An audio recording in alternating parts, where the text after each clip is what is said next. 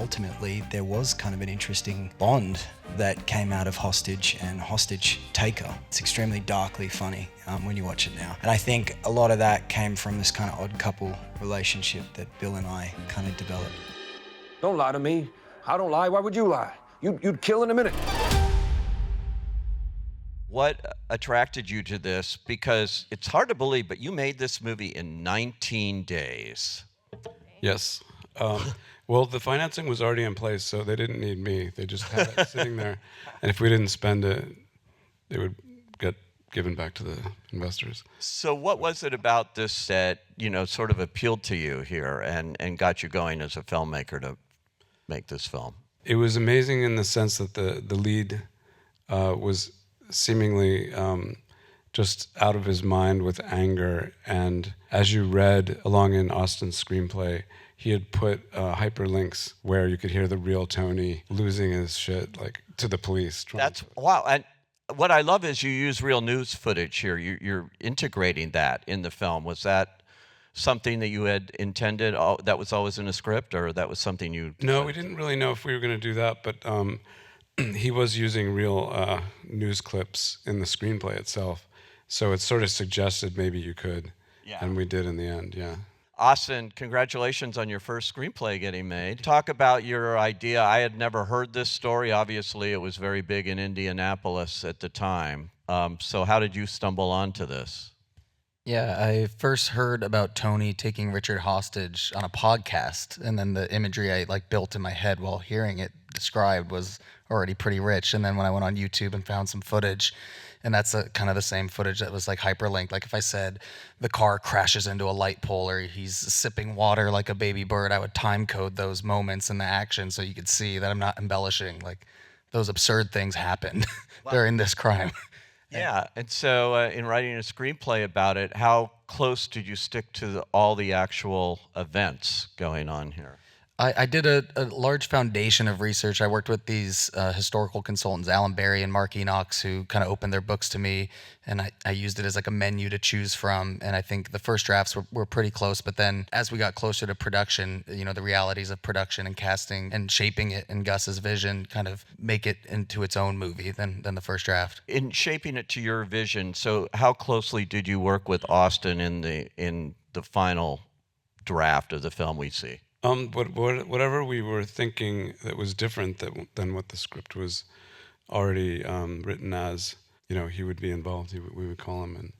And in particular, Al's scenes were quite different. We had some improvisational moments over the phone with the actors and with Bill and Dacre and Al together. And so things would happen, and Austin was with us, and we could put that in the script. So 19-day shooting schedule, how many days did you have Al? One. And Coleman was 2 days.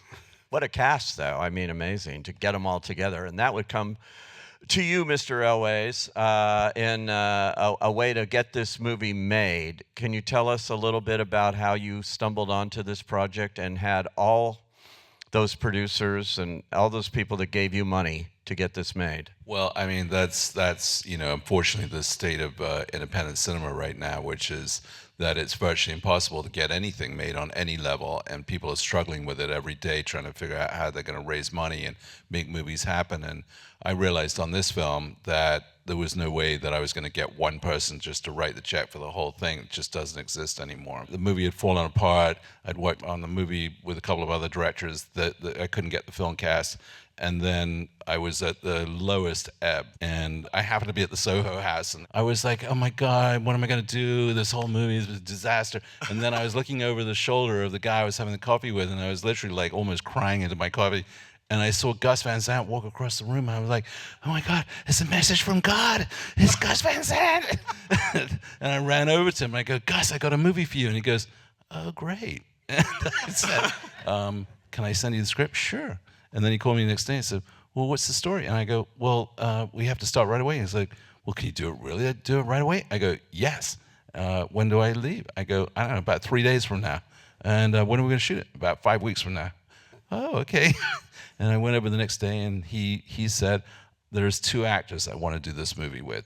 One is a guy called Bill Skarsgård. I saw him in The Crow. He's fantastic. And there's this other kid, Dacre Montgomery. He saw a thing that you'd done that was like a viral self-tape or something like that for the Stranger Things. For Stranger Things. Yeah, and he's like, that's the guy. And it was your vision of it right away, Gus, and what you put on the screen is incredible. But what's happening between Bill and Dacre is just stunning what you guys pulled off. Yeah, Dacre, can you talk about that? Because when you look at it, it's a terrific performance here, and it's one that can't be easy. Physically, it looks very challenging. You're attached to this guy. Have you ever done something like this with another actor in that kind of configuration? No, not really. It was really interesting dynamic, to be honest. It felt more like a dance partner than a scene partner for a lot of it. But it was really good. I think one thing we've been talking a lot about is the movie read much more serious than I think it plays. I think it's quite, it's extremely darkly funny when you watch it now. And I think a lot of that came from this kind of odd couple relationship that Bill and I kind of developed. A lot of these kind of quirky, kind of idiosyncratic behaviors kind of came out of our dynamic, because ultimately there was kind of an interesting bond that came out of Hostage and Hostage Taker. There was so much stuff that Bill and I did in prep and in rehearsals with Gus to find more nuance to that, I think, and maybe hopefully humanize both of them a bit more. I definitely came in super serious and super in my head, and I'm very OCD about my process, and very quickly he kind of helped me relinquish control and kind of just go on the journey with him and Bill, and just trusting Gus's process. Yeah. Talk about the costume design here. It's a period piece. It's the 70s. What were your marching orders here in terms of the design? And did you pull stuff off the racks, trying to go back to that period, or did you make all this stuff for the actors? I try and use as much vintage clothing as possible. So the budget, as you know, was very limited in the time. So I actually flew to Kentucky. Indianapolis and Ohio have unbelievable warehouses of vintage clothes. So I did a lot of pulling from that, because I prefer not to make things. It never looks quite as good. It never feels quite as good. I mean, with working with Gus, it's more about talking about colors and looking at photography. He creates this sort of magical, safe space for you to play and work that way. One of the biggest challenges up front was finding the green shirt, which I found in the costume house, and there was only one.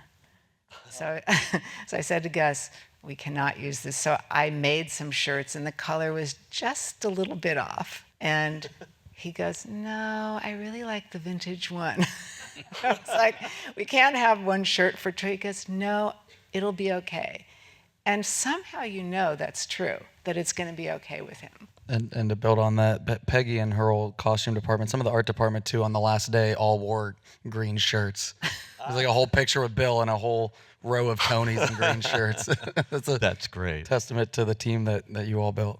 Well, your little movie you thought was a disaster at the Soho House turned out pretty well. So thank you for coming out here tonight, all of you, and good luck with the film. Thank you guys, too.